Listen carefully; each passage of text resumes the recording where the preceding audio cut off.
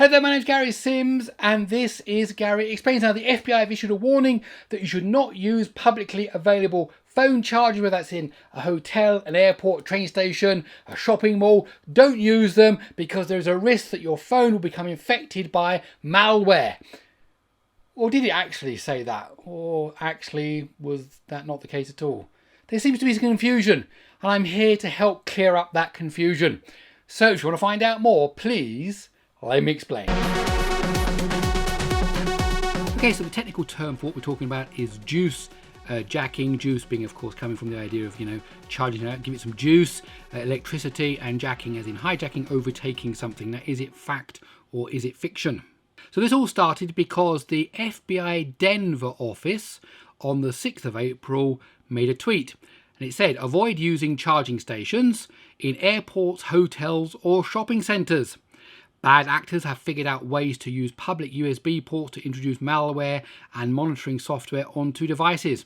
Carry your own charger and USB cord and use an electrical outlet instead. And this caused quite a stir, and lots of different websites picked up on this tweet, and it made kind of national news level. In fact, it's been written so much that it even made it onto the Late Late Show with James Corden, and the title for that segment was "The FBI is Serious About Juicejacking." Let's look at that. Did you hear about this? The FBI is now warning people not to use public cell phone charging stations anymore. They say that criminals can hijack the chargers to infect devices with malware. So first of all, a bit of context. What is the FBI Denver office? Well, it is literally the Denver office for the FBI. And here's another tweet they made on the 7th of April about how they had a great day at Fort Lewis College trying to recruit some future employees. So it's the local office, and they tweet things from security advisories right through to, hey, look, we went to a local college and had tried to get some, some recruiting, and look what fun we had, some amazing people. So that's the context of what we're dealing with here.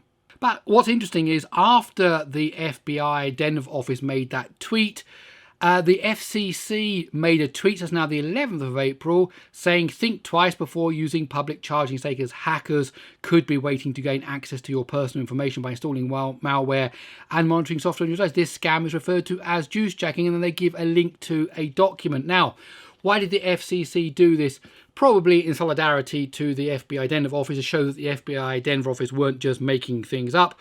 Also to underline that this is something that they have been talking about, not only now in the past. We'll look at the history of this particular document.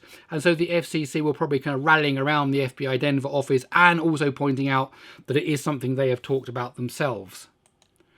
And this is the document there we're talking about, Juicejacking, the dangers of public USB charging. And it goes through all the things here about what can happen. It tells you some of the things you can do to avoid it, and we'll go into those ourselves in a minute. But the important thing is this was first published in 2019. So we're now in 2023. So this is not something that suddenly turned up today. The idea of juicejacking. In fact, we'll talk more about the history in a minute. They updated it in 2021, and then after the Denver tweet, they updated it again. So what was the last update they made? And that was this: if you plug your device into a USB port and a prompt appears, asks you to select share data or charge, always select charge only. And that's what happens on my phone, because obviously Google and Android don't just automatically now allow your phone to start talking to anything you plug it into. So it asks you, do you want to just charge? Are you looking here to sync? And if you just put charge only, then it isn't going to be able to start transferring things over to your phone.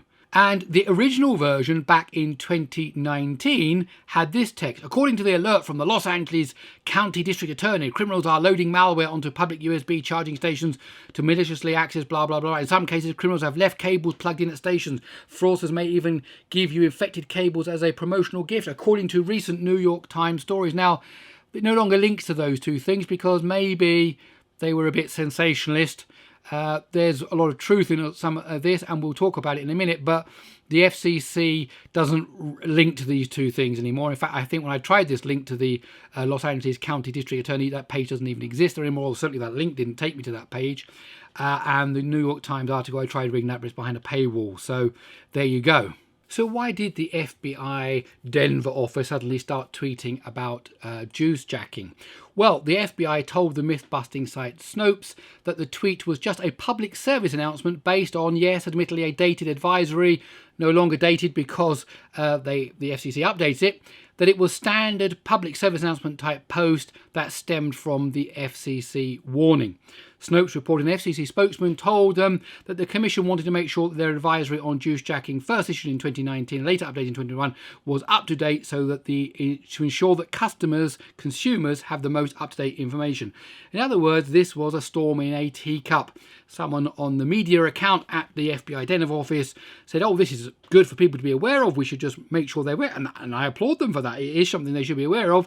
But then the media storm that followed from that, because all of the big outlets, including even to late night television, picked it up and started talking about it, that was kind of disproportionate to actually what was going on. So how did we get here? Well, juicejacking was first demonstrated at DEF CON 19. That's a kind of a white hat hackers conference in August of 2011. So this is not something new at all. In 2012, Kyle Osborne demonstrated an attack, a phone-to-phone attack. So you plugged in one phone to another. You needed a special cable to do it, and it was able to use the Android debugging. Black Hat Conference in 2013, MacTans was introduced by Georgia Tech researchers.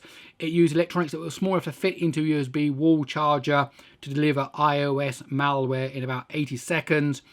And in 2020, the OMG Elite cable was introduced. Inside the OMG cable is a tiny memory chip and a Wi-Fi transmitter that creates a Wi-Fi hotspot to which an attacker can remotely connect using a smartphone app and run commands on the device.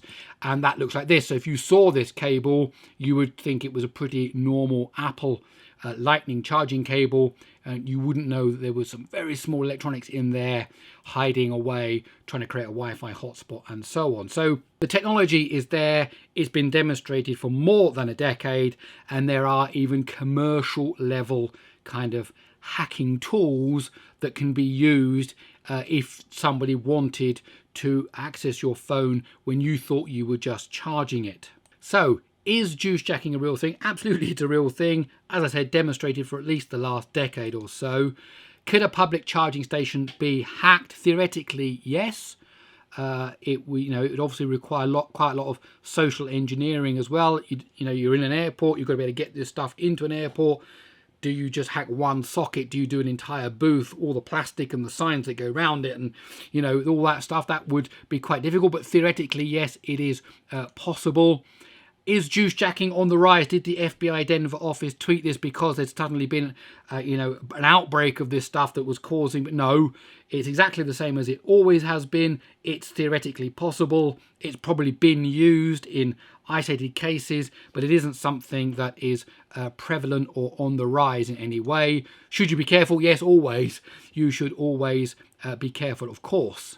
So here are some tips to help you avoid juicejacking, and these are coming from the FCC. The biggest one is avoid using a USB charging station. Of course, there was a scare a while back that people were putting, fake facades on ATMs, on cash machines, and you put your card in and then the card would get read. And then there was certainly a time where we were going around every time we went to a cash machine kind of pulling it and poking it and making sure it wasn't. So in that sense, you could just say don't ever use a cash machine, don't ever use a public USB charging station. Yes, that's all true, but it's like risk factor, really, isn't it? What are the risk factors? I mean, you get run over by a bus, so you have to analyze the risk. Bring an AC car charger or your own USB cables when traveling.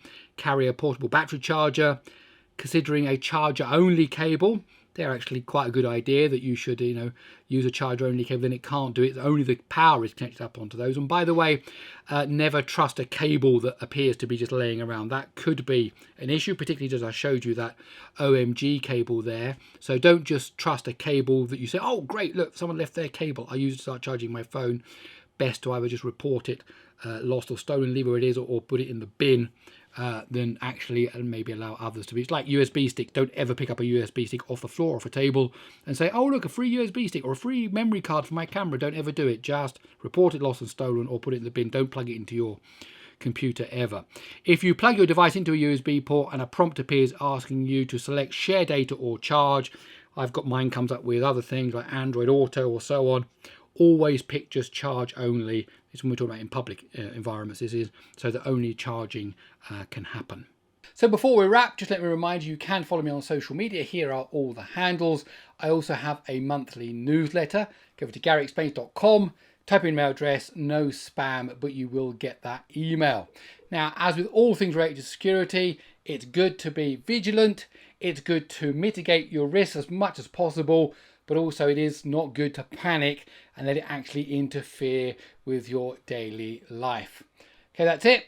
I hope you enjoyed this video. If you did, please do give it a thumbs up. If you like these kind of videos, I invite you to subscribe to the channel. Okay, I'll see you in the next one.